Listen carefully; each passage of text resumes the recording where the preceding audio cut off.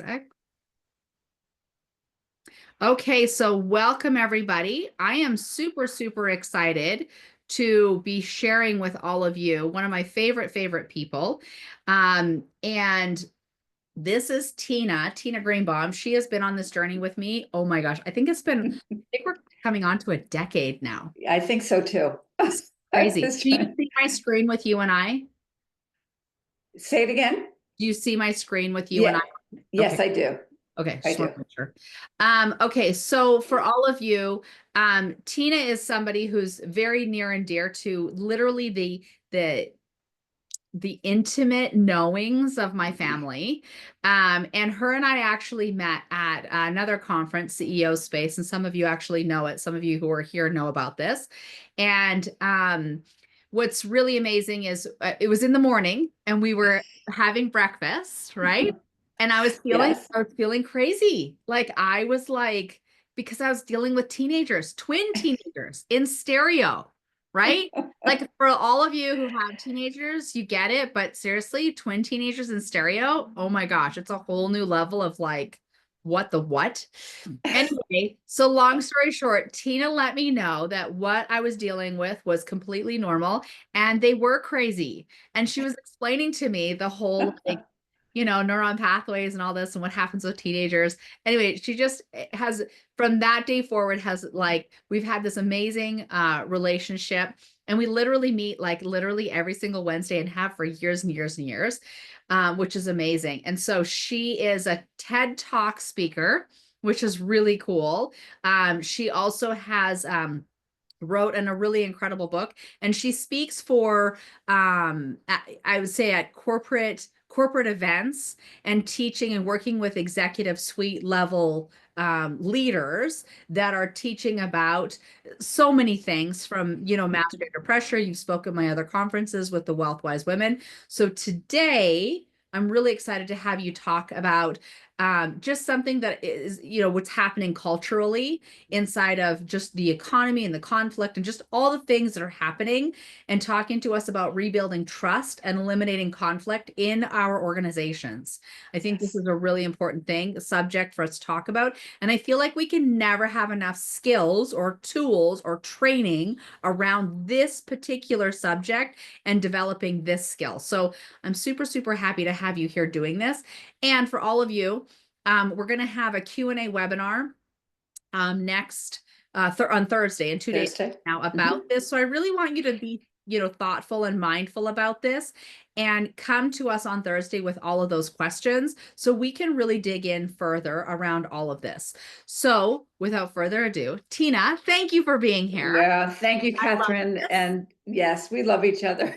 We do love each We other. do have a mutual admiration society. So thank you, Catherine, for making this possible. And I want to talk a little bit about how I got to this idea of conflict resolution. We're living in a very crazy world. I don't have to tell anybody that. There is so much conflict, external, globally, internally, in person. And I started to think about what is really underneath conflict. Why do we fight? Why do we argue? Why do we have these situations? And I had a very, very wise teacher a long time ago, and he said the reason that people do this, people, couples, is we don't understand each other. And so I started to think about that a lot. And if I put myself in your shoes, what does the world look like from your point of view? And if you're able to put yourself in my shoes, what does it look like to you? So we begin to start to that word called empathy is a big concept. It's not like I jump into your skin and I live there, because that gets us into a lot of trouble. But that I can empathize, I can jump in and see your point of view, and I can still hold on to myself at the same time, if that makes any sense. Right. Right? So I'm doing my best to understand, where are you coming from? Because I don't see it at all like you do. Now, again, I have a really good friend that we are on, I couldn't say more, opposite poles, not only the political, but all kinds of issues. And I spent a lot of time talking to her about this. And I said, okay, so what do we agree on? she's a really good person. She has a really good soul. And that's what attracted me to her. And so we could agree to disagree on certain issues, but we can also agree on really important, I would call them actually moral situations, value situations.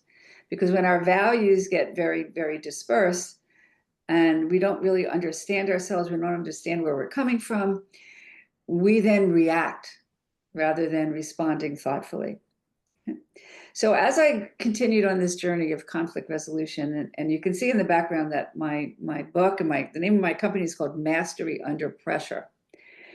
And so this is peak performance skills. Well, in order to have a peak performance in dealing with conflict, we have to know ourselves really well, and we also have to understand and have conflict resolution skills, communication skills. And then I started to think again, like, well, I could communicate really well, but really communication is a skill. What's really underneath, how do I communicate to you in a way that you could actually hear me? So what do I have to be aware of for myself? Well, number one, I have to be aware of my biases. Now, we talk a lot about gender bias and racial bias. There's all kinds of biases. I think that Heinz ketchup is the best ketchup in the world because my mother thought it was the best ketchup in the world. It's a bias, kind of maybe a silly one. But as I do my own reflection in the things, and another word of kind of in my background, I'm a psychotherapist by training, and we talk about belief systems. Belief systems are biases. Belief systems are shoulds. I should do this, and I should do that, and I should do this. And many times they go unexamined. So part of the process of really kind of understanding yourself so that you can be really masterful at conflict is, what do I bring to the table? What are my own biases?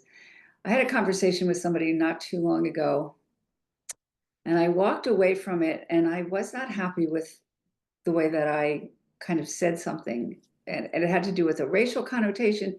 And it actually it wasn't positive. And coming from me, anybody that knows me really well, like, Tina, that's not you. No, it wasn't me. So why did I say that? Why did I get there? What was the, and it was inappropriate. But the signal was I was really uncomfortable. Okay, so that was my internal signal that something was off. I was out of alignment and I needed to make it better. I needed to go back to that person and I needed to apologize for my just not being sensitive and not being thoughtful. And she said to me, thank you for that. It took me a couple of days to get over it, honestly, because it's not the way I like to represent myself. Right. But we talked a little bit more and she said, it's enough. She said, I get it. You don't have to apologize again. Uh, so that sensitivity, but would you do that? Would you go back to the person that you thought you insulted in some way or said something that was a little bit hurtful? Would you go back and just apologize? Because many of us don't. So I've got biases that I'm very, very, very sensitive to in my own thought patterns. And then I started to think also, when I was in graduate school, one of my favorite topics was ethics. I think we are morally bereft at this time in our culture. We're thinking about money. We're thinking about getting ahead. We're thinking about all kinds of things, but are we thinking about the impact and how we do it and how we say it on other people? And how do we make decisions? How do we make ethical decisions? And I have to say, from Catherine's training and coaching, AI and I have become very good friends.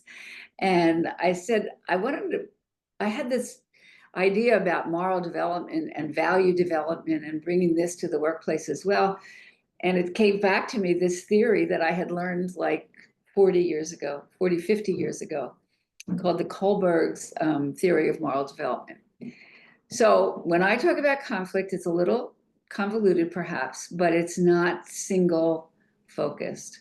Right. And I love deep and having deep conversations and thinking about things deeply so that we actually get to the root of what we're talking about.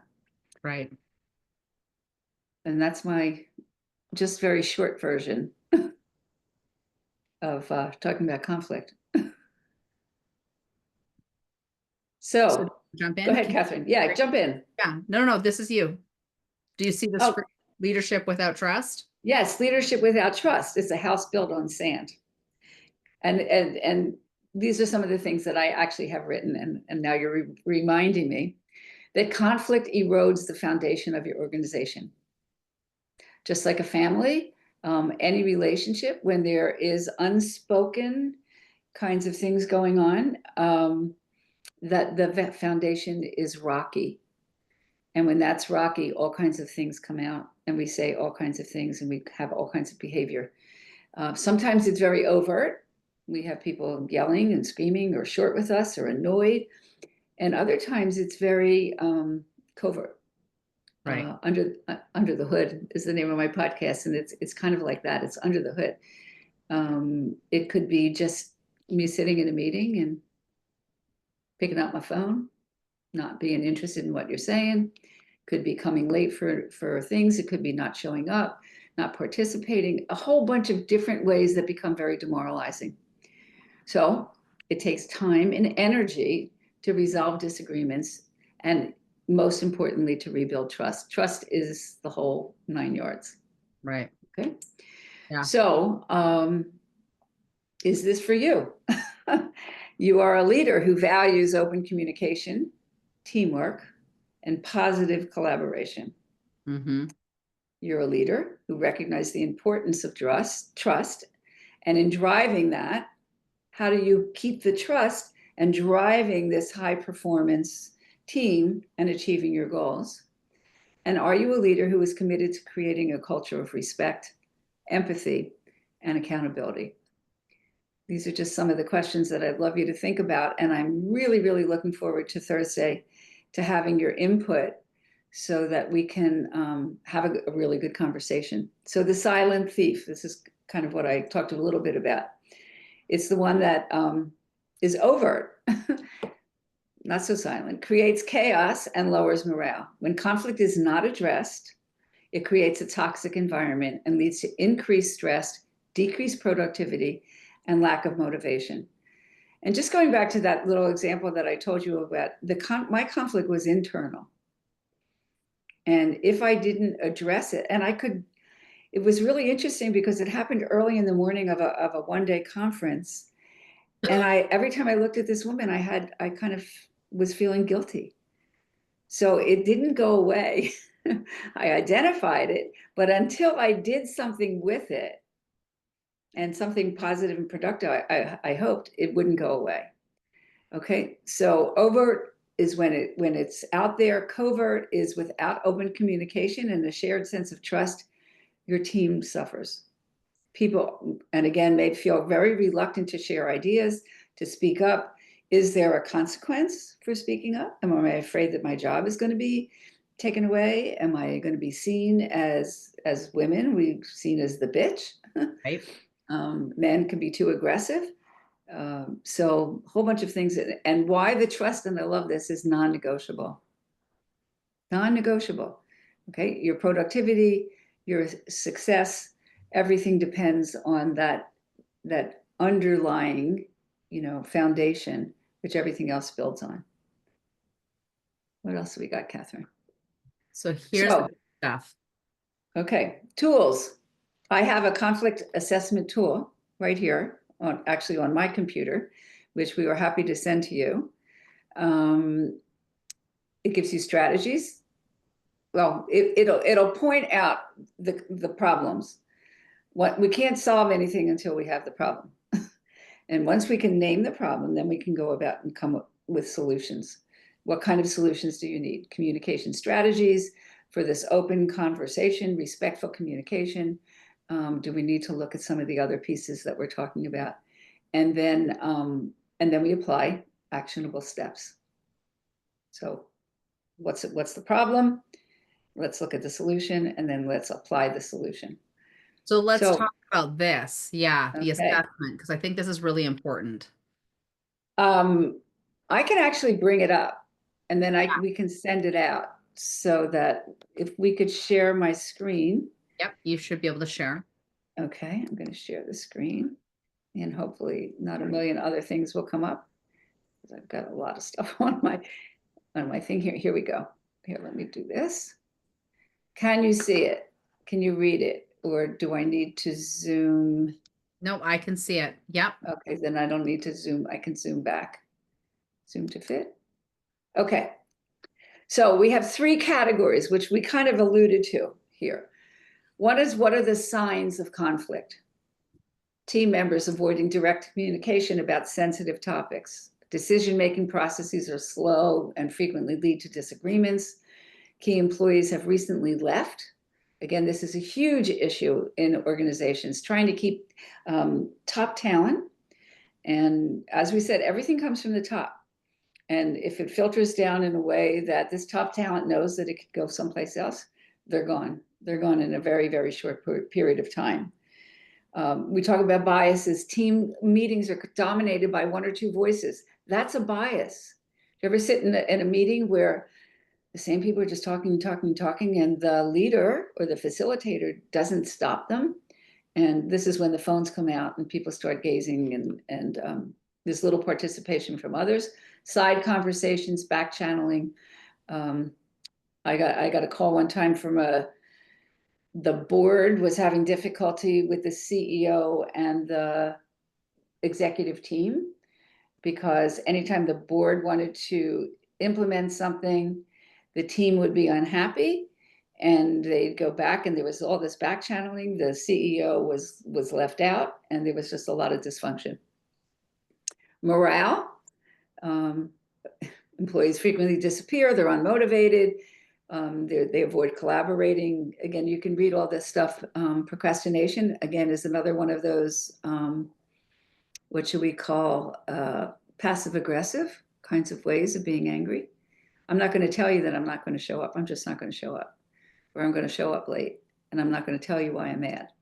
These kinds of things, which brings to mind part of the training that I do frequently goes back to families of origin and how we dealt with conflict in our families, or Mm, didn't deal with conflict, or yeah. it has a really, really big impact. And again, unless you know yourself really well and you know your history, you're just going to do things unconsciously, and people are Right. going to get really mad at you. Um, Innovation and creativity are squelched. Well, there's no morale, there's no productivity. And then this comes back to the leadership. Everything comes from the top. The leaders are not aligned, your priorities or your strategic goals. There's visible tension. Anybody could pick it up. You don't have to hear it. You could just walk into a room and you can feel it. Trust within leadership has eroded. Key decisions are second guessed. Again, how do we do that? We're looking for all this, uh, you know, different people with different skills and different backgrounds, and now we got you all together. How the hell are we going to make decisions? How are we going to come away with something that everybody will get behind? Because there's not going to be always 100% agreement. Right. The feedback or differing opinions are discouraged, creating a culture of avoidance. Leaders struggle to model open, respectful communication during disagreements. So we're happy to send it out to you, the folks that are on here. You can, or you could have done it kind of as we go, and see where you come out on this score of your organization, whether in fact you are the leader of the organization, or you are a part of a team, or you're an employee of an organization. I have a client, we talk actually now once a month, and her incredible discouragement with her senior leadership and everything that she tries to put forward. And she said something, she said, I wasn't born to be a nothing. Mm, I was born to be a something. yeah. And that stayed with me. Yes, you were born to be a something. And So I'm going can to you have you stop navigate your sharing your organization? screen so that we Yep. can, because I want to bring this up for them. So here's the reality is that as human beings, I hate to say it, but we're going to have conflict.